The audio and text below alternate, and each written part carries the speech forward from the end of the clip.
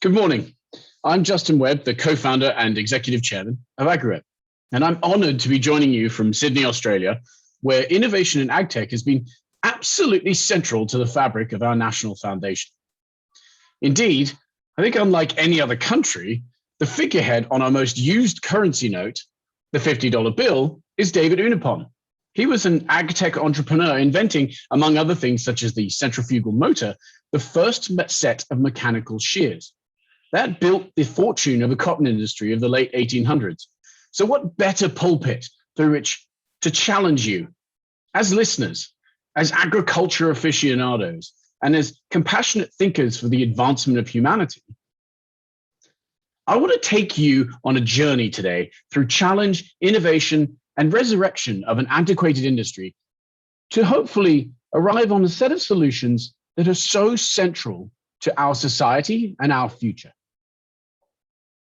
The biggest challenge today is not, despite our relentless dedication for the best Instagram filter, getting better picture sharing apps. It's the challenge of food production. By 2050, the world will need to, from the least digitized of the least digitized industry, end up needing to feed over 11 billion people. That's about 56% more world to feed, and yet we already use 50% of the world's vegetated land for agriculture. So we can't use more land, and we already have an agricultural production paradigm that makes up more greenhouse gas emissions than all our cars, trucks, trains, and airplanes combined. The global consumption of red meat per capita doubled in the last decade, and despite media commentary, it continues to rise. While I won't today seek to debate the benefits of consumption of animal-based protein for cognitive function and evolutionary success, I will commend the remarkably promising early instantiations of supplementary solutions like lab-grown or plant-based chemical meats. Impossible meat and other synthetic substitutes pose a very tangible potential for low-quality meat substitute, but they don't deliver a globally commercially scalable nor proven sustainable solution yet. The great paradigm is not synthetic meat versus real meat. Frankly, it's the sheer rising demand for quality protein and the traceable food supply for 10 billion people that face that fact. We simply must innovate our traditional production methods if we stand a reasonable chance to solve the problem that threatens the very crux of our existence. Now, I truly believe this is not hyperbole. Consider this Malthusian trap, so named for Thomas Malthus, who in 1798 identified the key point where food supply growth was outstripped by population, when the starving people in their millions were not confined to the poorest countries and continents, but instead impact citizens of the wealthiest and most militarized continents. There will be hell to pay. If the last century's wars have been fought over a 30% shift in oil prices, what happens when rich people cannot find the food to put on their family's table? The good news is that ultimately we, as producers and consumers, are all seeking to sustainably increase agricultural output while maintaining or reducing inputs, which by definition is an increase in productivity. Therefore, we in this conversation have the power to shift the paradigm, because what I've described is a productivity problem, and technology's ability to leverage big data to solve productivity is a tremendously powerful and dynamic solution. However, we can only rest easy on that crutch of technology if we digitize the inputs of our problem. And therein lies my key issue. Agriculture is the least digitized industry, with meat production being the least digitized sector of that. So if we want to put simply, feeding the world sustainably and efficiently means we need to convert the ubiquitous tool of food production, the notebook in the top pocket, into a digital record. Ultimately, and in a very kitschy way, we need to put the cow in the cloud. Now, last night, I had a heart-to-heart with my young son. If you or one of your friends jumped off a bridge, would you do it too? Consideration to the point of concern and a little bit of deliberation internally, he carefully responded, "Yes, Daddy, I would jump too." "Why on earth would you do that?" "Because, Daddy, I want to fly." And he stuck out his arms with hopeful excitement. And while I fault my 5-year-old's grasp of Newton's laws, I can't fault his aspiration. And nor should I. We all want to fly. But why do we so consistently remind ourselves of if your friends jump, it might be a better plan to see how their wings shape up before you follow them over the edge? And why do we glorify so much those that jump and just end up flapping their way to creating a whole new world? Bold ambition. What is it? And why should we back it?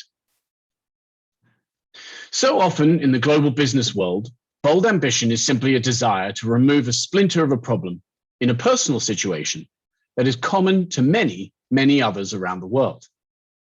AgriWebb is one such case.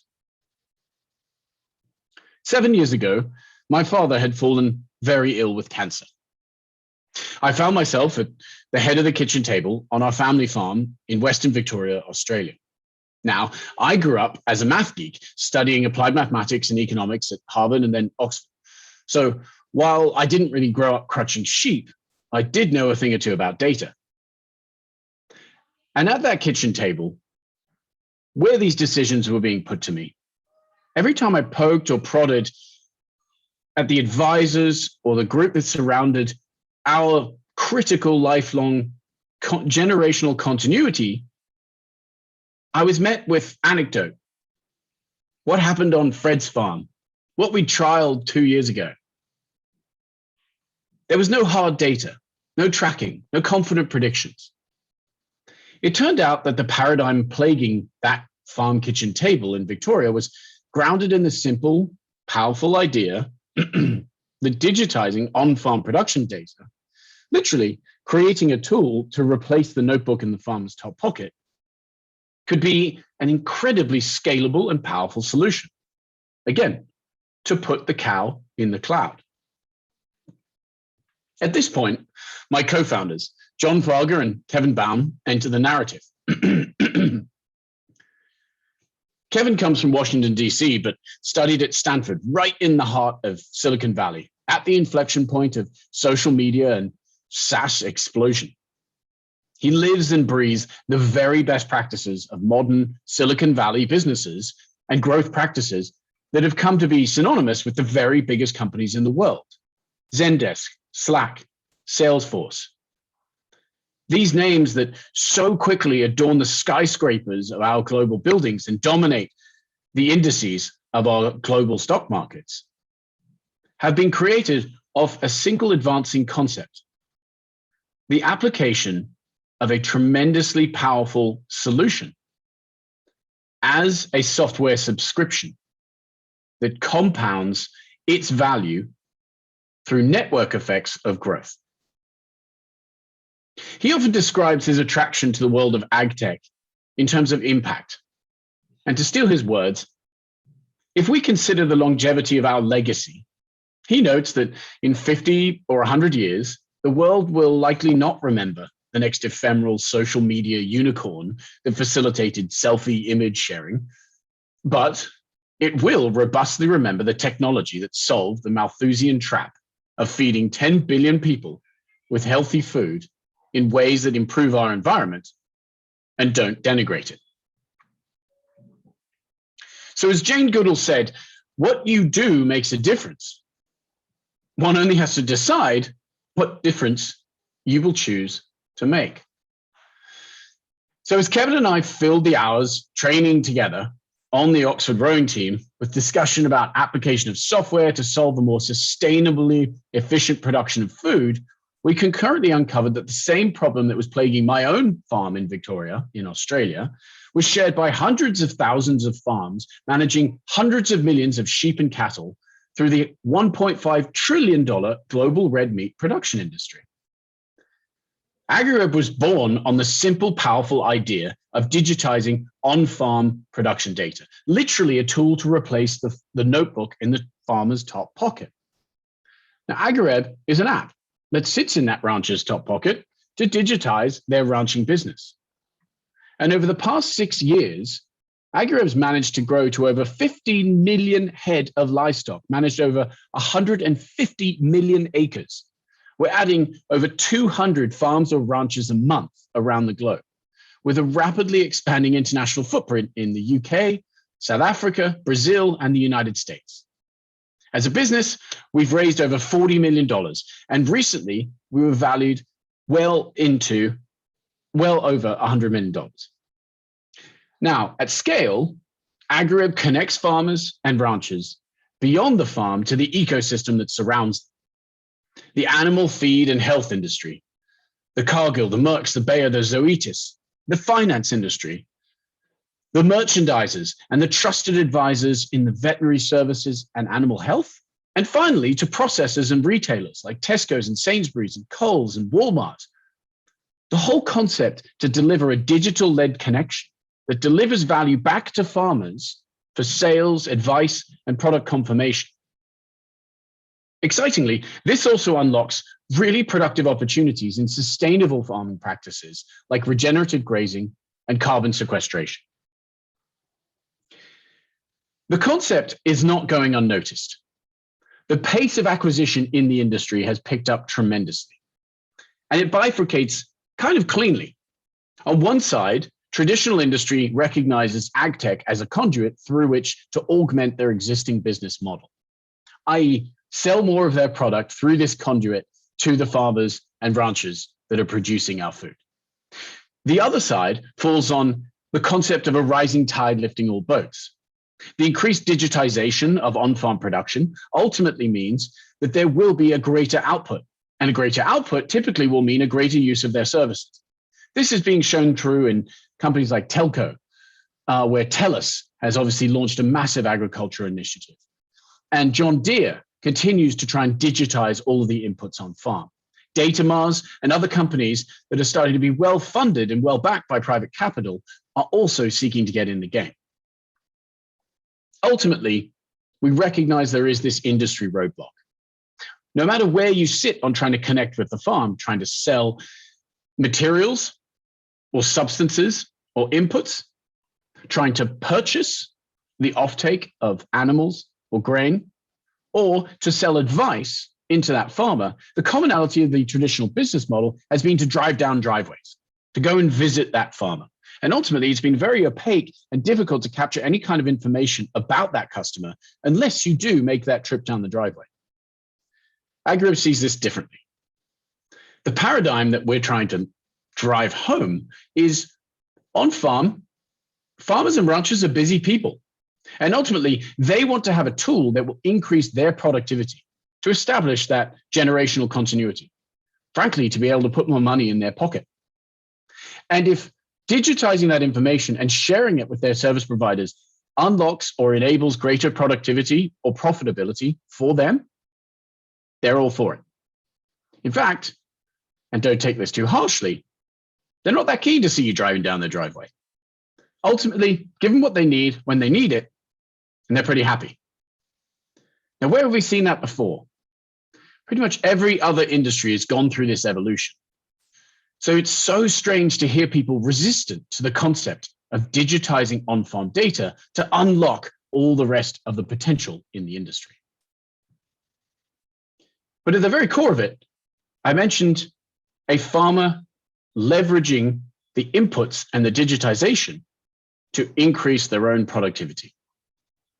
So what are they measuring and how are they managing it? Well, the concept has to sit, first off, in a holistic ranch management tool, an intuitive visual interface that really speaks to and understands the way a farmer thinks. Farmers think about their farm as a map, not drop-down menus or spreadsheets. So let's create a map. Let's make technology that is speaking the farmer's language, and lo and behold, they will become more ingrained and integrated into the product. It becomes part of the fabric of their operation rather than a tool that they might use when it makes sense. Capturing all the information of the inputs of the farm ultimately gives a broader picture. And this doesn't necessarily have to be through one application. But the critical thing is the representation of that data does. So whether you have multiple sets of hardware, different scales, different sensors, different ear tags, soil sensors, weather platforms, and drones that are looking at your pasture growth, all of that feeds into a single platform. And that's what we've driven to deliver at AgriWebb. Right the way through the business of farming, you can ultimately drive towards data-driven decisions that will increase your output.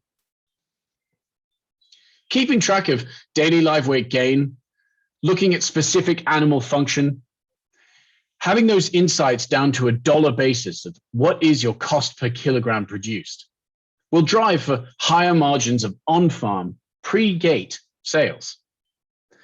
As the New York Times article on the front page recently noted, farmers' percentage of the output, or ranchers' percentage of the total value paid by consumer for good quality meat has been dropping, while the overall price has been increasing. Society is upset with the proportion of that value capture that is being taken by packers and retail. And it's recognized on the fringes of society, but it will come. The fact that JBS got held to ransom was not a mistake. It is the early elements of angry fringe society kicking back against where is the fairness throughout our system. So I think recognizing this concept of delivering herd improvements over time, delivering value to the rancher, making sure that they themselves can actually improve their productivity and their profitability comes from the responsibility of all of us at this conference working together to deliver a holistic solution. Ultimately, this data becomes represented to different people, whether it's the rancher insights, the advisors, or the protein supply chain. But altogether, it ultimately means adding value. Now, AgriWebb's customer base of thousands or almost 10,000 farmers recently verified that the average use of AgriWebb increased animal output productivity or annual output productivity by 7.5% per year. And that was measured by the contributions from weight gains, fertility, and data-driven decision-making, which really equates to average annual productivity. Those increases come through to about $15,000 or $15,500.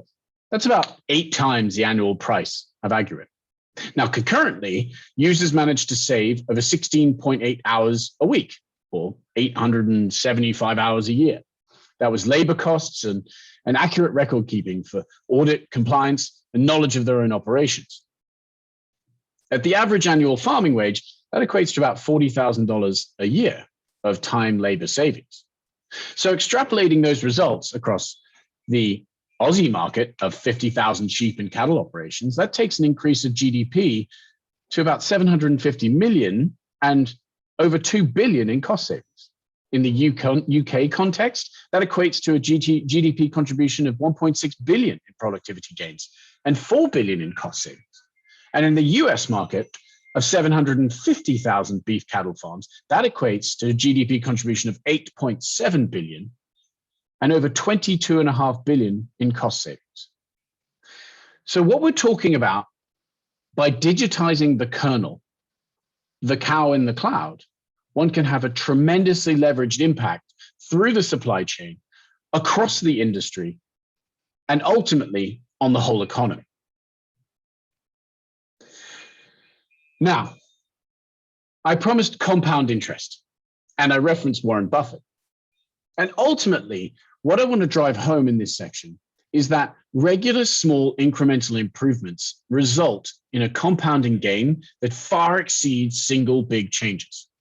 And speaking from the heart, from on-farm, I recognize that there has been a tremendous amount of innovation in the industry around grazing management, the leveraging of drones and sensors and satellites that really are tremendously exciting and cool and innovative. But at its core, the rancher, the farmer in the field needs to see a value add on that day. And by capturing the information around grazing management, animal health and pasture, having a seamless audit compliance, that will realize itself in production and profit drivers right there every day. These small incremental improvements. I suppose an easy way of saying what I'm saying is there is no silver bullet. We've got to combine all of these innovative solutions to ultimately have incremental improvements that add up to a paradigm shift of ranch operational planning and fundamentally driving decision-making tools and insights that change the compound improvements. The other element about this is that when we do look at how the old world of engagement, i.e. consultants, animal health, animal nutrition, gets out to farmers, rather than having to drive around to go and visit each of these ranches, there's a new paradigm of digital engagement. I can sit at my desk and reach out to several of my clients in a space of hours to understand what they're growing in their pastures, what their spare capacity is, how they could leverage that spare capacity to make use of it. In the old world, I would have to drive and spend the hours between those places before I even understood the potential of what's happening. That allows me to make small, quick interactions with my clients on a regular basis, again, resulting in this compound improvement over time, rather than hoping that when I arrive on that single day, I can make the full step change that would be equivalent to all of those compound improvements. Now, the next area of focus is the cow itself. When we start capturing and digitizing the cattle and putting the cow in the cloud, we can start to really look at benchmarking, projections, and a greater understanding of what's happening to the farm and the farm business. What their growth has been, and understanding from an individual animal basis, what the current industry and the future potential of herd efficiency will be. Now, ultimately, I'm talking about feed conversion efficiency here. Because when lining up beef and red meat with poultry, there's been an increase in feed conversion efficiency for the genetic animal of the chicken of over 100 times versus bovine that's been increased about 1.5 times. And the potential for us to deliver a genetic solution rests upon the very concept of digitizing information at its very core, tracking those weight records to understand who are the outperformers and underperformers and what's going to be their weight projection, so that when we do deliver it through to the supply chain, and in our instantiation through some of the best retailers and processors in the industry, we can start to project forward not only the quality, but the quantity and the location of where the animals will hit their weight, when they can be processed, what their antibiotic usage was, what the animal husbandry was, what their carbon footprint was, and represent all of those elements through to the increasingly discerning consumer. Which brings me nicely into sustainability. As a grassroots movement, pun intended, carbon sequestration is dominating the headlines. In fact, the vilification of the red meat production industry continues to be a burden upon producers, the supply chain, and ultimately a concern for the retailers. So what does carbon sequestration actually represent? Now, it'll be a different talk to really dig into the 53 different currently existing accreditation authorities around carbon credits and carbon sequestration. But ultimately, it is proven that rotational grazing and the regrowth of grass, when carefully managed, captures more carbon from the atmosphere than the animal emits. So fundamentally, when speaking about the cow and its agricultural and your steak and its ecological footprint, when correctly raised, grazed animals are carbon negative and represent an opportunity to go from our biggest offender to our biggest solution.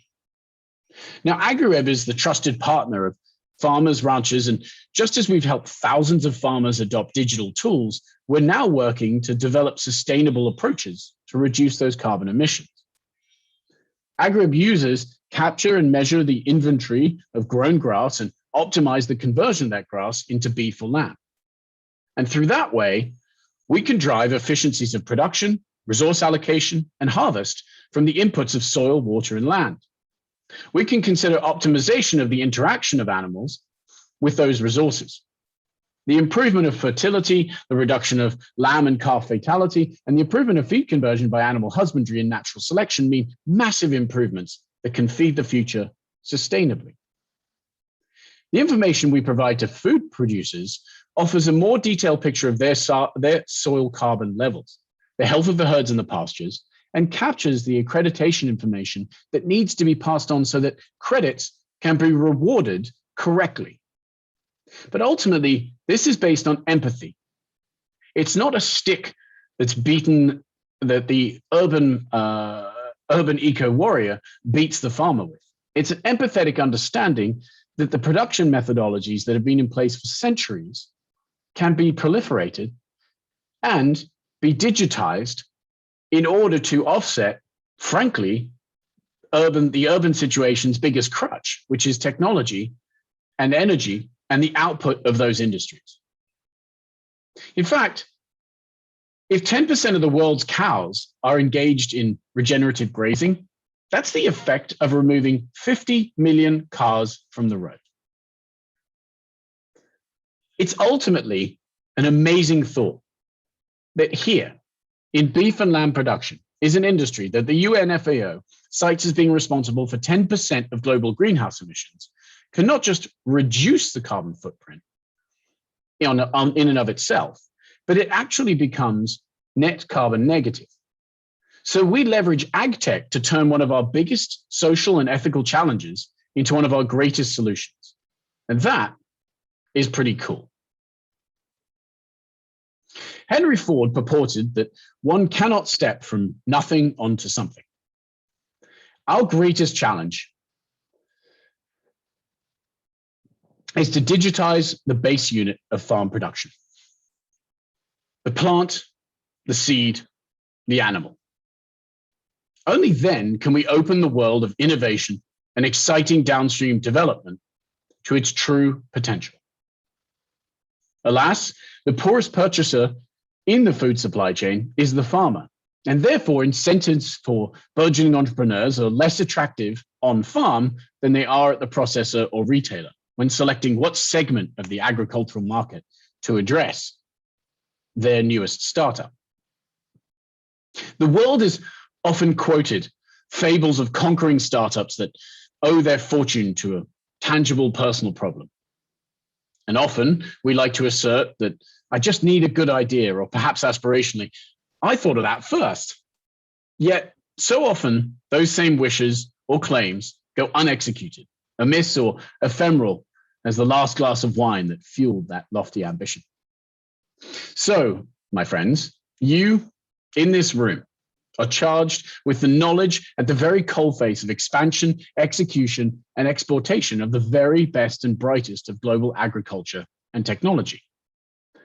Today's discussion and this mantle is a truly extraordinary responsibility.